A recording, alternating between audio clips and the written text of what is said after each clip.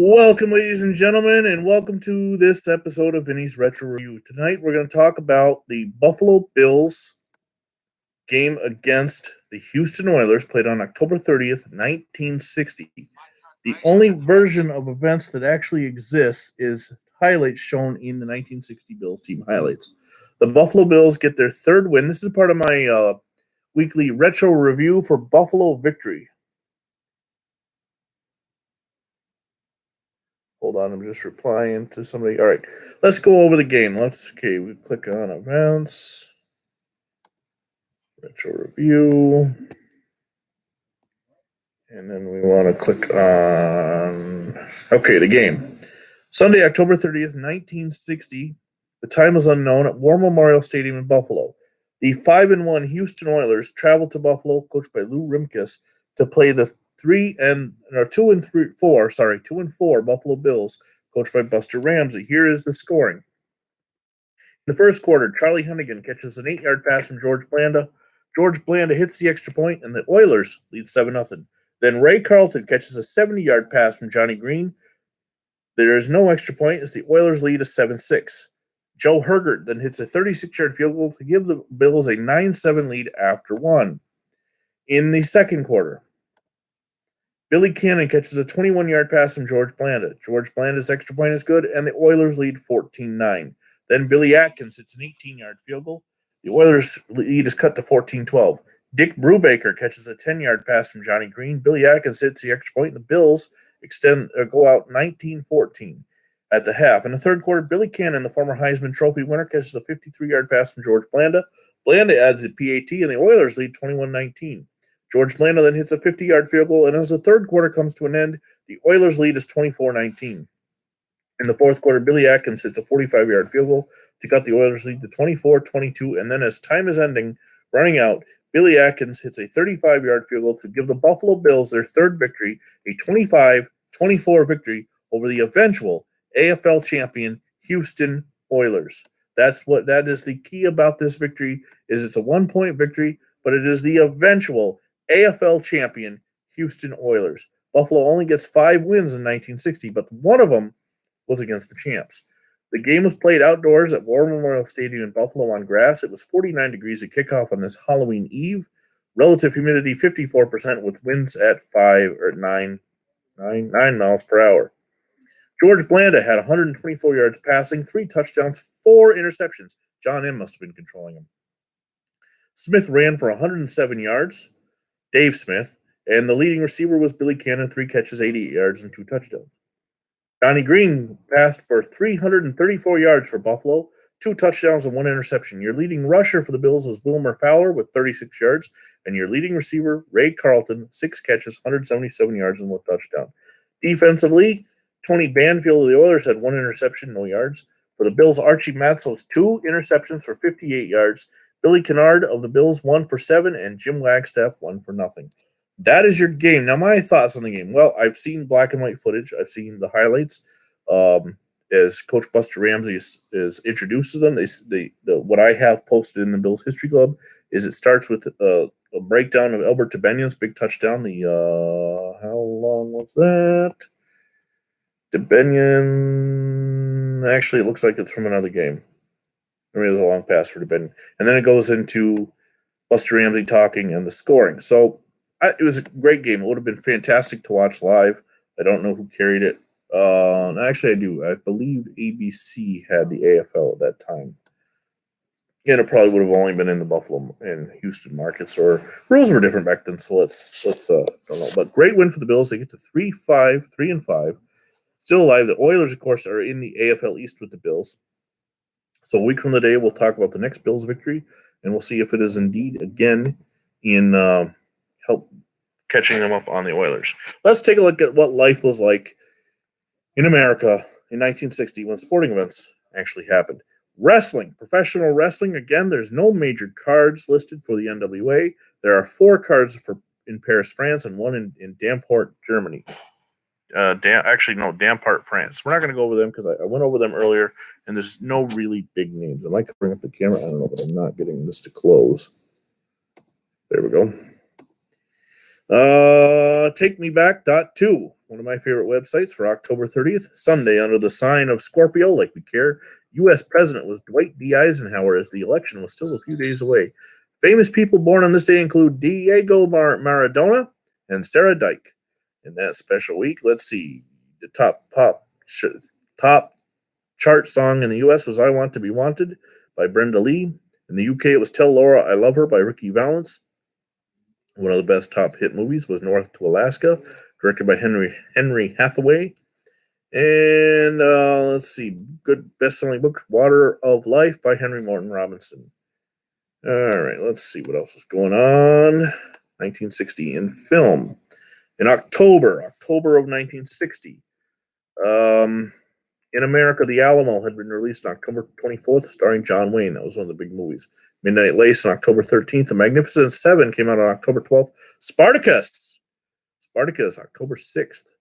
So some big movies that come out in October of 1960 if you were living in America at that time. Let's take a look at the other sports. The NFL. On October 30th, the NFL was playing Week 6. The Green Bay Packers traveled to Pittsburgh to defeat the Steelers 19-13. In Washington, the Cleveland Browns defeated the Redskins 31-10. The Rams hosted and defeated Detroit Lions 48-35. In San Francisco, it was the 49ers over the Chicago Bears 25-7. In Dallas, the Baltimore Colts beat the Dallas Cowboys 45-7. And in New York City, the Cardinals beat the Giants 20-13. Meanwhile, in the AFL that week, other games. On October 28th, on Friday, the Los Angeles Chargers defeated the Boston Patriots in Boston 45-16. The Oakland Raiders went to New York to defeat the New York Titans 28-27. And the Dallas Texans in Denver defeated the Broncos 17-14. Let's see. College football. October 29th, Saturday. We'll just go over the top 25. October 29th, blah, blah, blah. A lot of college games, even back then.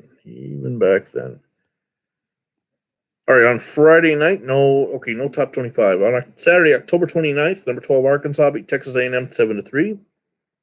Number 14 Auburn defeated Florida 10-7. California upset number 15 Oregon State 14-6. Number 15 Duke over Georgia Tech 6-0. Number 1 Iowa defeated number 19 Kansas 21-7. It was Illinois upsetting number 15 Purdue 14-12. Louisiana State upset number 2 Mississippi. It was an upset, but it was a 6-6 tie.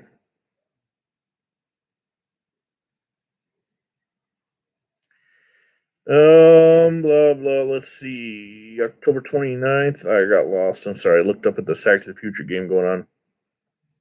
Number 6 Minnesota defeated Kansas State 48-7. Number 5 Missouri over Nebraska 28-0.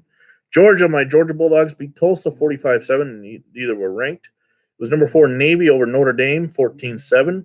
Number 18 New Mexico State beat Arizona State 27-24. Number 8 Ohio State over Michigan State 21-10. Number 10 Michigan State. Pittsburgh upset number 3 Syracuse 10-0. Number 13 Rice beat Texas Tech 30-6. Number 11 Tennessee beat North Carolina 27-24. It was Texas Christian TCU upsetting number 7 Baylor 14-6. And that is your action in top 25 in college for Saturday, October 29th, 1960. Next, we got basketball. Let's see, basketball, blah, blah, blah. On October 30th, no games were played. But the day before, on Saturday, the Philadelphia Warriors defeated the Boston Celtics 131-103. It was the New York Knickerbockers falling to Detroit Pistons 115-110. The St. Louis Hawks beat the Cincinnati Royals 113-97. And the Syracuse Nationals beat the Los Angeles Lakers 125-118. Basketball. Hockey. On October 30th, it was the Boston Bruins over the Montreal Canadiens in the Garden 5-3. The Detroit Red Wings beat the Chicago Blackhawks 2-1. The Toronto Maple Leafs beat the New York Rangers 3-1 in hockey action for that day. Wikipedia. NASCAR, the one sport that we'll be playing this weekend. On October 30th, the season ended with the Atlanta 500 at Atlanta International Raceway. Ironically, Atlanta, where the race will be taking place this weekend. Bobby Johns took the checkered flag, winning the race, and the season went to Rex White. Rex White won the championship. Oh, if you were watching TV on October 30th, 1960, on ABC at 7 p.m., The Wonderful World of Disney with the episode El Bandito. Maverick followed at 7:30 with A Bullet for the Teacher. Then at 8:30, it was The Lawman with the episode Dilemma. 9 o'clock, The Rebel, Run, Littler, Run. At 9:30 on The Islanders, Operation $. And at 10:30, The Walter Winchell Show. On CBS, you would watch Lassie at 7 o'clock, The Blind Dog. Dennis the Menace at 7:30 with the Stock Certificate. At 9 o'clock, General Electric Theater, the episode The Graduation Dress. 9:30 is the Jack Benny Show, and Milton Berle Show is the name of the episode. And then What's My Line at 10:30. On NBC, Shirley Temple's storybook, The Prince and the Pauper. National Velvet had the episode The Canary, and the Tab Hunter Show at 8:30 with I Love a Marine. At 10 o'clock, the Loretta Young Show with The Glass Cage. Television 1960. Taking a look at the uniforms, the Buffalo Bills, of course. I don't know why I bother saving that information because I got to look it back up anyway. 1960s. 1960.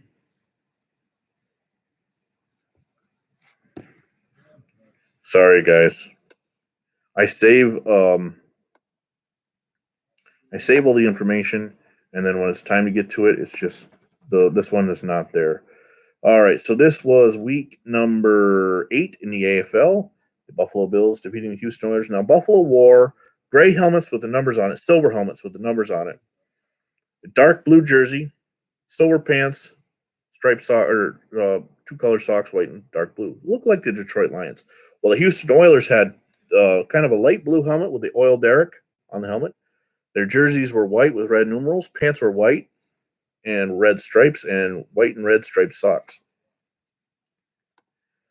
Finally, let's see. Weather history. 983.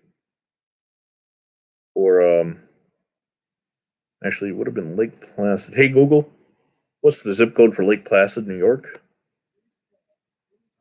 Lake Placid zip code is 12946. I assume the identity when I can't, during these retro parties, I can't exactly be there myself. I'll assume the identity of a family member, and therefore my dad at the time, who was 7 years old on October 30th, 1960.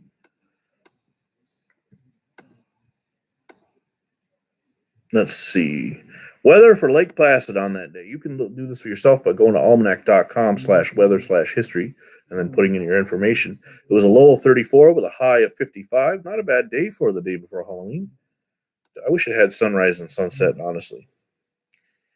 Let's see. Wikipedia. You go into Wikipedia and you click on events. You go down to October. Let's see what's happening in the news around. Dr. Michael Woodruff carries out the first successful kidney transplant in the United Kingdom at Edinburgh Royal Infirmary on October 30th.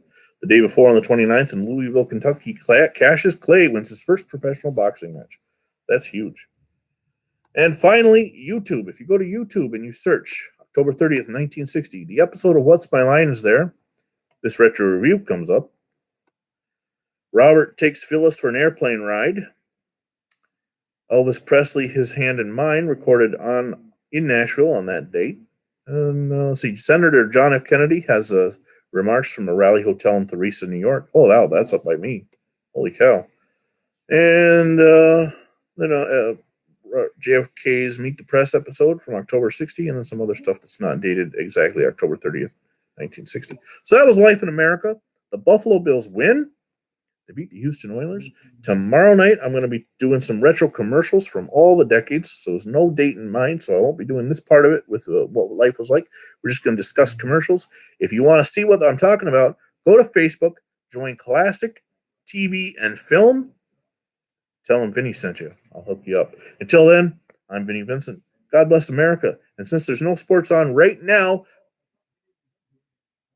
turn into Sack to the Future channels John M., Tears 89, Phantom Fighter, and myself, as we will all be bringing you the only game in town, Sack to the Future. I'm Vinny Vincent. Good night.